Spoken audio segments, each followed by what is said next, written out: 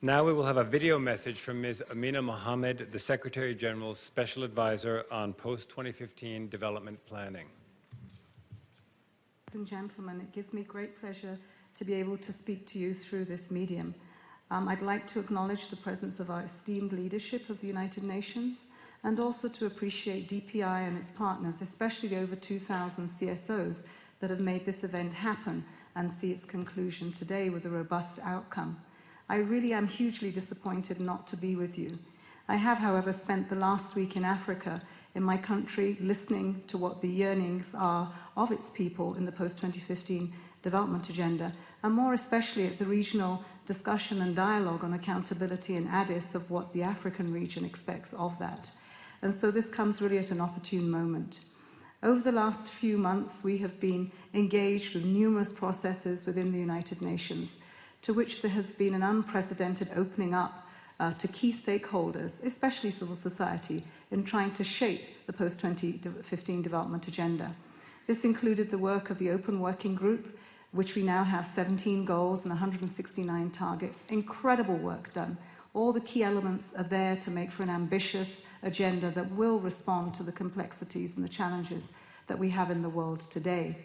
We also have the work of the Independent Experts Group, the finance work. That report, an incredible report that has given us hope that we can find the means of implementation to address what is a transformative agenda.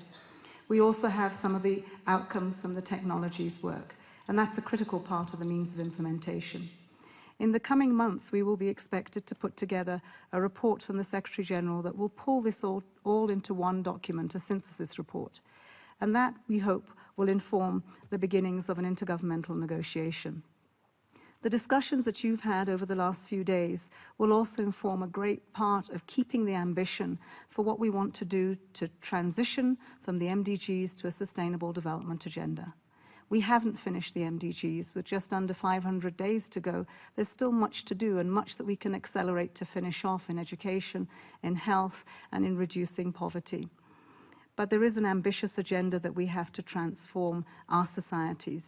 It's one that will include the well-being of people in reinforcing the social agenda, but ensuring that our economies that grow today will include people, especially young people, jobs, really looking at stemming that forced migration so that they have a life of dignity at home. But that we also look at infrastructure. For transformation in our economies, we're expected to see a massive amount of investments in that.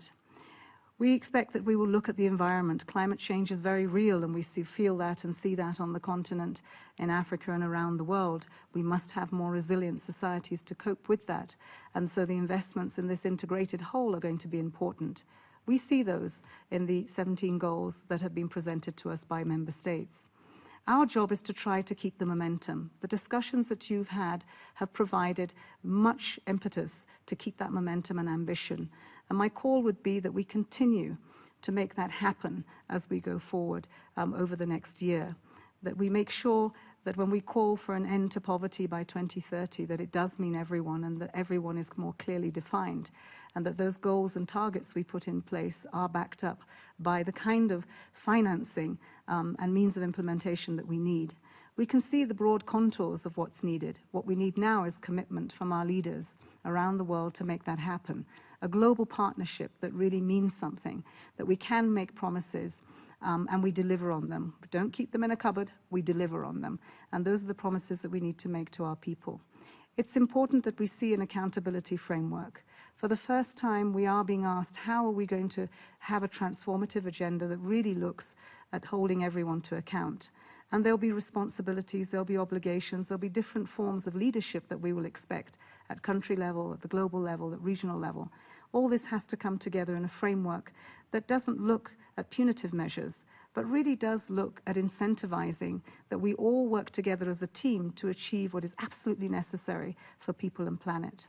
At this point, I wish you all really, really successful ending to the conference and take these words away, move them into action.